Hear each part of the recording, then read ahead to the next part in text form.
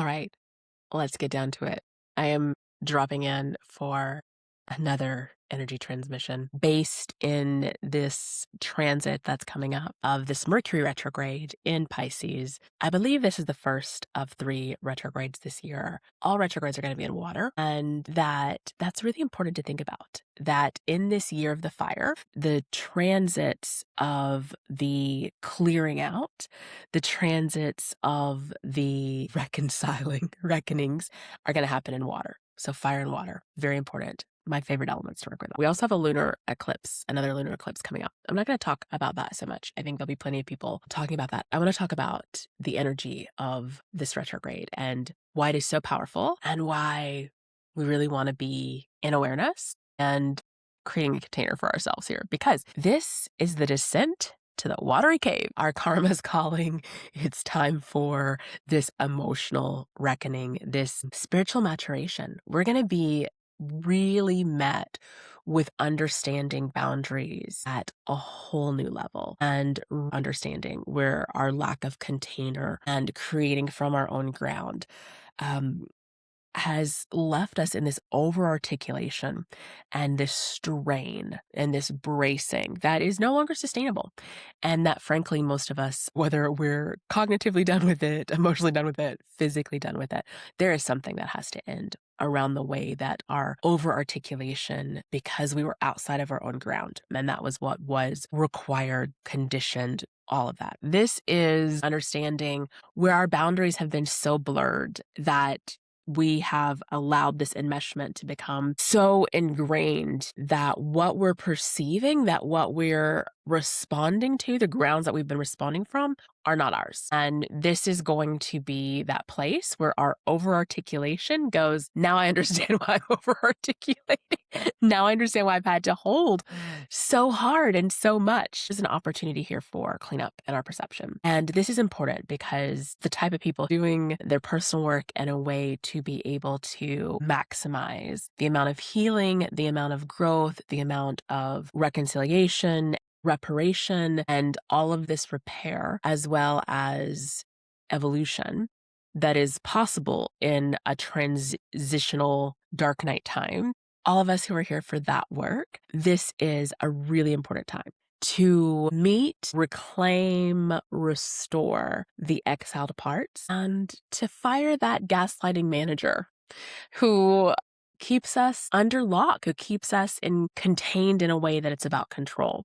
I think that's one of the biggest aspects of our perception that we're going to meet over this time, where we're mislabeling things and it's still been about control. And so as we go into this reckoning and our perception gets a recalibration and we really begin to understand what it takes to retrieve ourselves, all of transformational work truly begins with descent. And so here we go, descending into our own parts and to retrieve the parts of us that need to be reseeded, recultivated, retrieving the parts of us that have been exiled, that have been cast out. I want to bring forward the myth of Inanna here, and you may be familiar with this myth as a myth I work with a lot in mythopoetic work. And we often look at it from the lens of positioning ourselves in the Inanna journey. And I want to look a little bit different at understanding it from the handmaiden. So Inanna's handmaiden, Ninshibur, is tasked with coming to retrieve her should she not come back out of the underworld after her 3 days. And so Inanna goes on this journey and she's on this descent. And of course, she doesn't return after 3 days because Arish Kagal has killed her and hung her on a hook. So she's there in the underworld. And Ninshibur begins her own pilgrimage and her own journey, traveling in the upper world or the middle world, the surface of the external world. And she meets with this god and that god and all of these councils and things, and is asking and looking and wanting to get support to retrieve Anana. And many of us have been on this type of healing journey too. We've been traveling the surface world. We've been traveling the external world, looking for all the ways and getting the allies and trying to get the information and get something or someone to come and get us, to come and do this. There's an aspect of understanding of Nimshibur stepping in to recognize like nobody else is going to do this for her, though she does get some allies. So these two beings sent by the god Enki to accompany Ninshibar to retrieve Anana. The Kugara and Galatar, I'm probably saying those wrong, but these two little beings go into the underworld. They slip in. I think this is very key. So if you think about this allegorically, what are the parts of ourself that in the descent can just slip into the underworld and just go to the parts of us? When we're in retrograde energy, there's an easier descent. It's just like a little slide, it's just to the side, because this is already a thin time. The energy, the veil is lower. It's just like a little easier to descend, frankly. That can be a warning as well. It's a little easy to descend. Keep yourself grounded so that even as you descend, you don't lose the parts that you need to keep awareness with, but also recognize it's easier to descend now. So especially people who have fear and resistance about descent work, this is a great time to do it because it's easier to descend. So if we think about the parts of ourselves that could descend easily, just the tiny parts that are just like, oh, I could go right in. I could just go right in and do this. So before Anana could be rescued and restored, Ereshkigal, who is the dark goddess, in this particular myth, Ereshkigal is specifically at this point representing the exiled feminine, the part that's been denied, the part that's been suppressed and sent away because she was too much, she's too wild, she's too fierce, she's too. And Ereshkigal is in labor, and she's also been widowed, and she's in extreme pain. She's been exiled, she's been forgotten, she's been left in this underworld, and she has lost her partner, and now she's giving birth alone in this pain. And these two creatures, the first thing they do before they rescue Anana is they witness and hold Ereshkigal in her pain.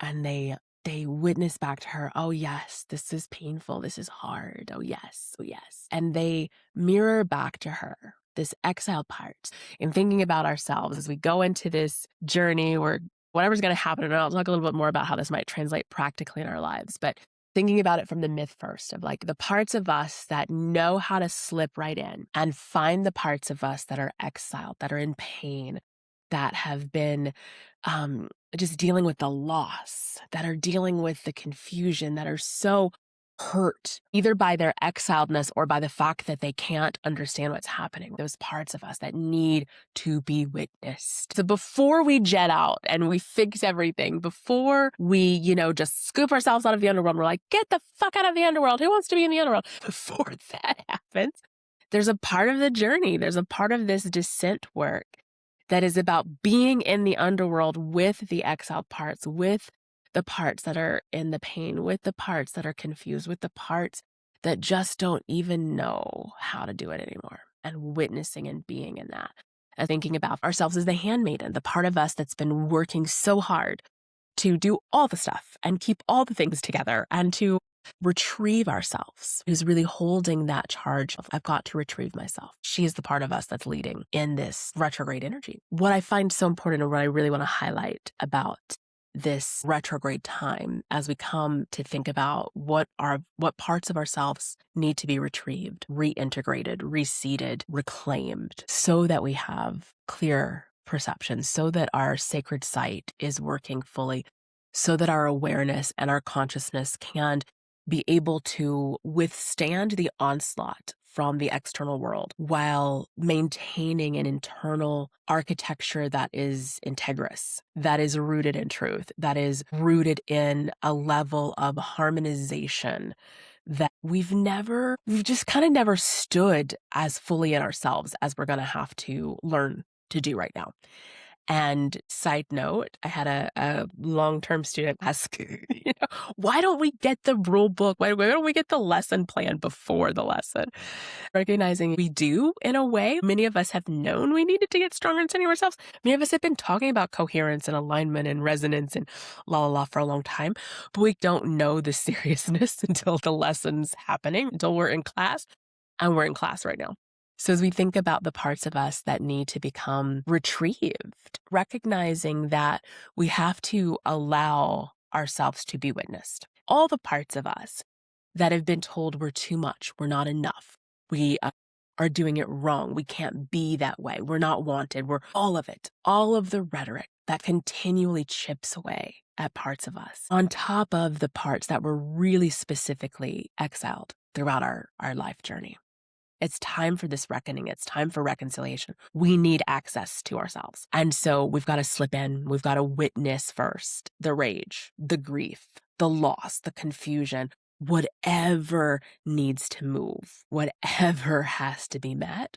Our first job in this descent is to witness and be with and meet and feel and honor. I've had people say to me, when they've met exiled parts in the journey work, in their own psychic reclamation, well, that part's really angry. I don't like it. It's really recalcitrant. It's really ornery. And when we think about animals who have been starved and mistreated, there is an acting out that is necessary and part of that healing. There is a strike back. There is the meltdown.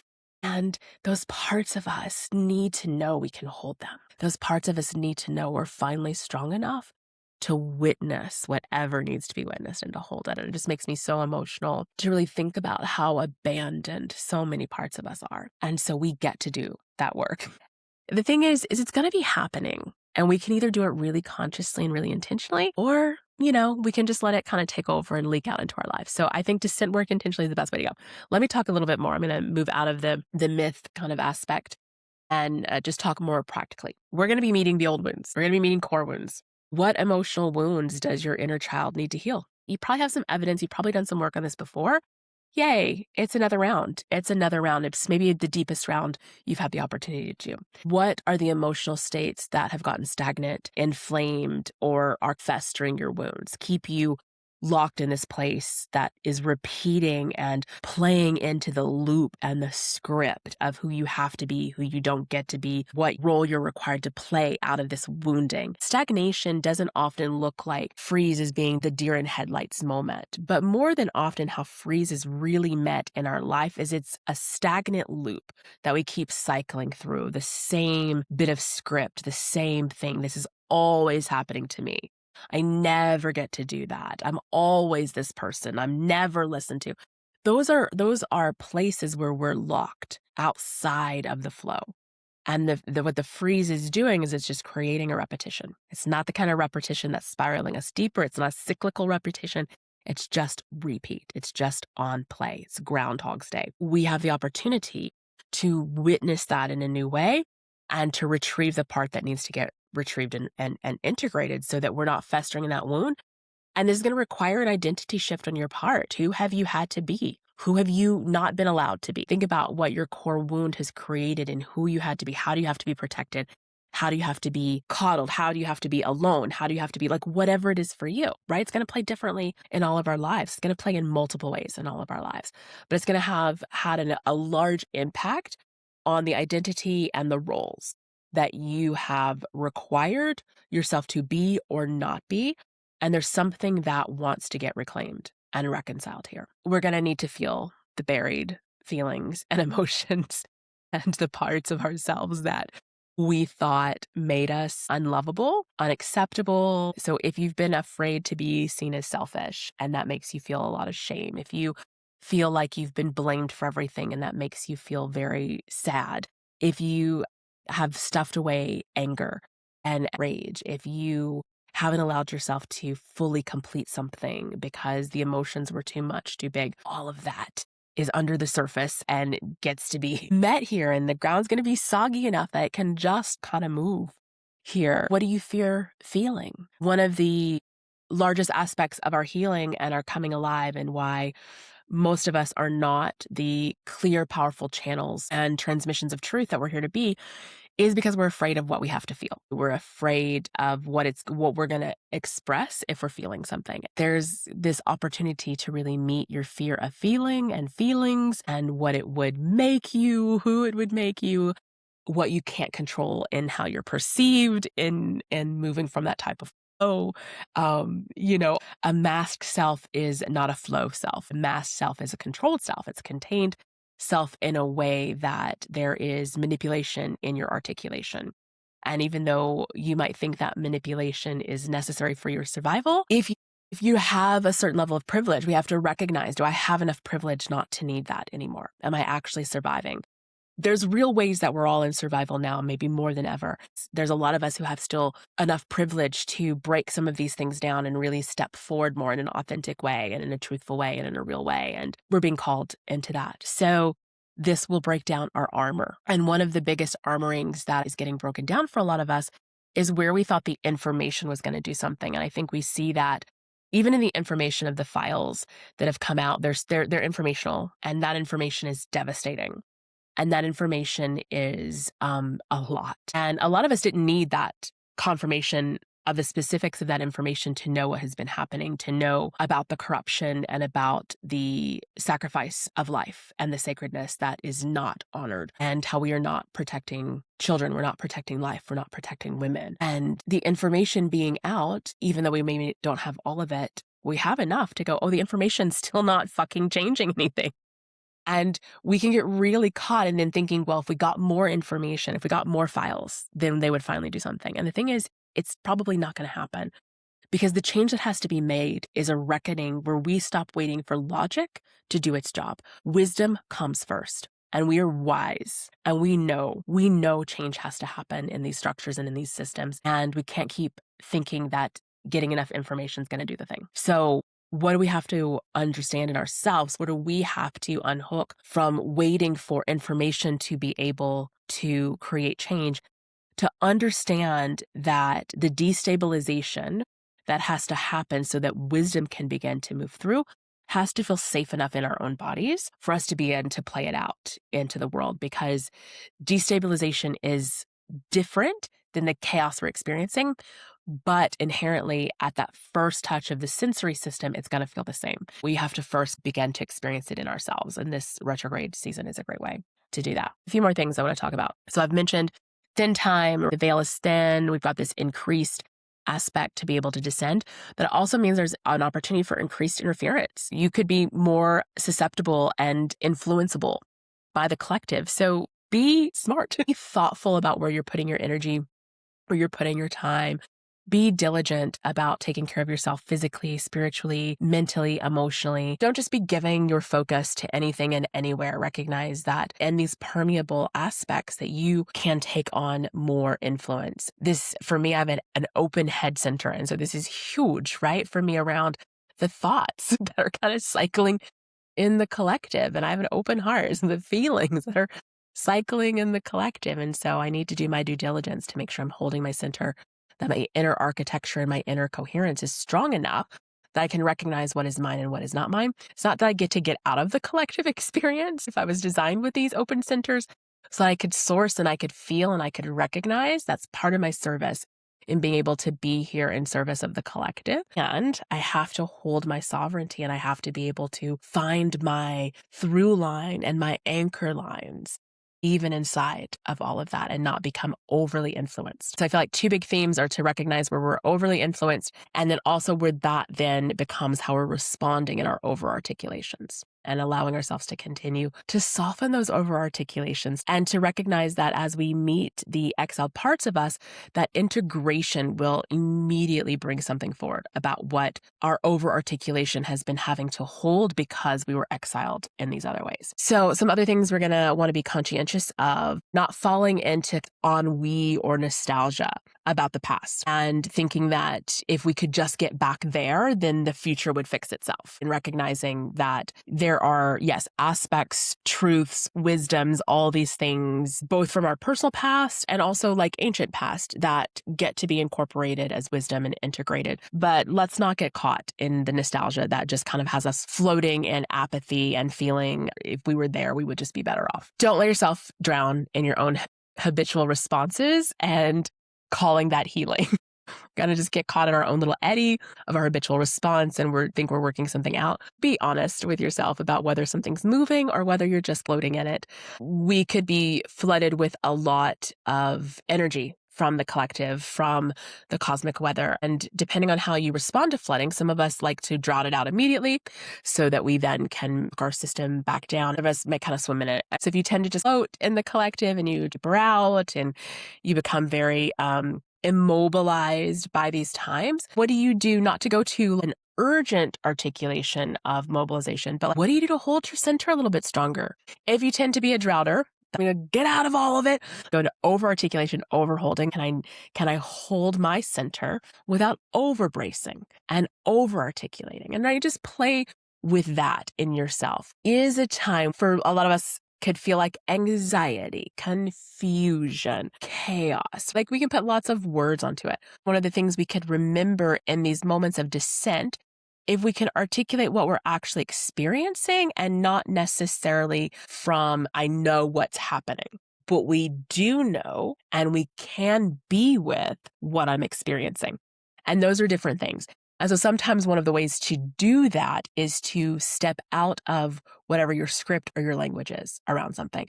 So if you tend to call it anxiety, if you tend to call it confusion, if you tend to call it depression, if you tend to call it, whatever, can you pause that language and ask yourself some deeper questions? What am I feeling here? How am I feeling?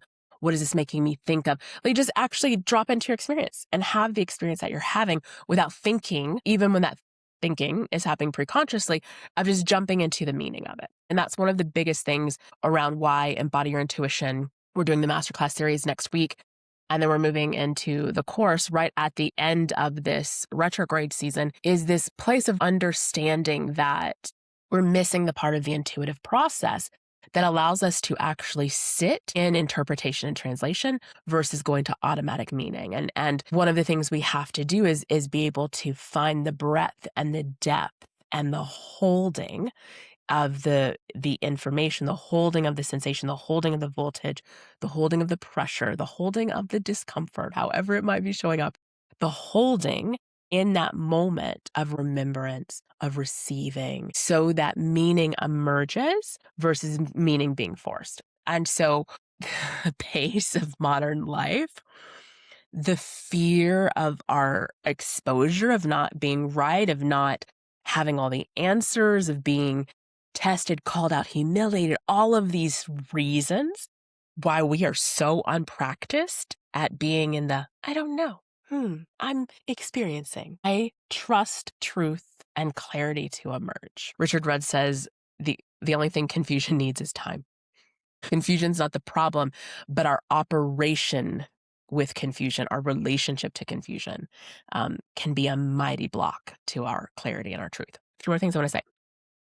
A place that you might look in as this identity shift is asking to come through, as this core wound healing inner child wants to be met. What feels unforgivable about your past? What feels like a judgment that is so true? Like you don't call it judgment. You're like, this is just the truth. I fucked this up in a way that is like, I don't get forgiveness. I don't get a pass. I don't get any understanding. I am outside of compassion. What feels unforgivable? That perpetuates an operation of self-punishment. That means you don't ever develop the level of trust in yourself that is necessary to be a truth teller, to be a medicine carrier, to be a wise person, to be the oracle. Because if you have to operate from the self-punishment, that means you have to stay in a level of unworthiness that is a lock and block. And we might be in sort of the false story that this self-punishment, we're processing through it, we're learning, We're just not quite ready to complete it. It's not quite done. We haven't served enough time. We're not responsible enough yet to be let off the hook around something or to recognize how much conditioning was operating through us. It can be very personal for each of us to meet this moment. But there is something about meeting the place that is keeping you in this perpetuation of self-punishment that creates self-denial, self-negation, allows the unworthiness and the lack of trust, and then creates more doubt, and then creates either an over-articulation and armoring to have to find the confidence, or it creates that closing down and lock of the imposter. So whichever way it's meeting you, this is a huge place of healing. So some practices that we might engage with here. This is not the time that like the archer takes up the arrow and is like, I'm going to know exactly where I'm aiming and I'm going to aim there. We're not there yet. We're not there yet. But we're going to get there. We will get there. And some of that will start after equinox as the wheel begins to shift and as the energies begin to shift. But right now, the practice of aim is very close, like as if you were just standing in front of a wall and you've got a bigger ball. So we don't have arrows. We don't know where we're aiming. We want to practice aim. We want to just practice like, well, what happens if I bounce the ball this way? Well, it hits the wall and it returns like this. Okay, what happens if I throw it this hard? That's what happens. And we're actually playing with this idea. So one of the practices might be is just that you just give yourself really low stakes ways of practicing with your truth, practicing with your perception, practicing with new boundaries, practicing with forgiveness, practicing with communication. And one of the things that we know about communication is that for many of us, we're not actually saying the thing. We're not saying what we mean. We're having this entire internal experience and we're not speaking it out. And then we wonder why people can't see and hear us. We wonder why nobody feels. We feel very alone. So we might just practice like little ways of like bouncing the ball. I'm just learning about tone, about texture, about orientation. If I face this way or if I face this way, like what happens as I bounce the ball? So easy ways of giving ourselves the opportunity to play catch and release, understanding our positioning, agility, can I get a little more fluid, aim, tone, all those things, just in easy ways. No big stakes, lower stakes. So that might start with self-communication. Might start with communication with people that you trust in trusted circles and communities. Another thing we could do is practice being with the desire and the yearning, not into action necessarily, but into container and holding the sensation, being with the sensation. When we mismap what intuition is as an intelligence, we expect that it's going to either be completely illogical, where we're just these wild weirdos doing nothing that makes sense, or we're going to try and co-opt it into complete logic where it looks very orderly. And what we want to do is be in this place of center, which is the place where desire operates. And this is what has to happen before you can get clear aim, before you can be a really good archer and be able to take that aim and shoot those arrows. It has to be connected to your center. All of the traditions that have continuously asked us to move out of the belly and to stay in the head and to have this transcendent idea that the yearnings of the human life, the yearnings for this realm, the yearnings for experience were wrong. We're experiencing the shadow of that very, very, very fucking loudly in our world.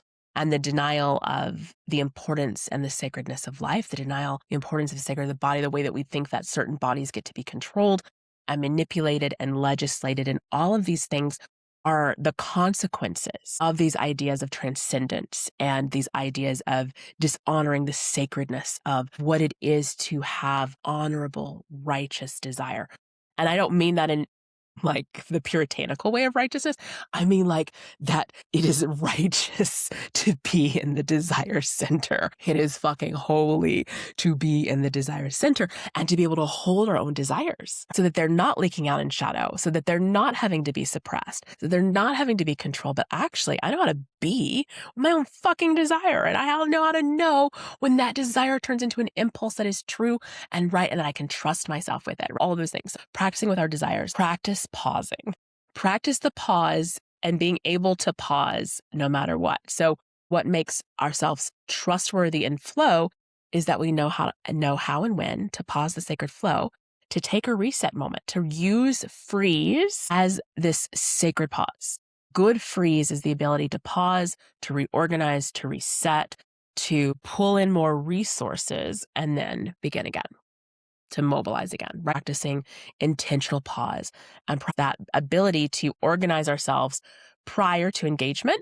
And then if we forget to pause in engagement and be like, oh, I just need to reset. I'm going to actually find my center now. I didn't find it before I began, but I get to pause right now and re-engage. Those are three kind of big but really important aspects that will help you in this wild but delicious time to really be in it. So as we descend into this watery cave, I do hope that you're going to join me on the Embody Your Intuition journey. I did not look ahead at the astrology or anything. I never do that when the timelines are emerging for how the work is unfolding and what part of the cycle of the work that we're in. And it always freaking just delights me to see how it lines up so perfectly, how the work's like, oh, this is how we're going to do it. And I'm like, great.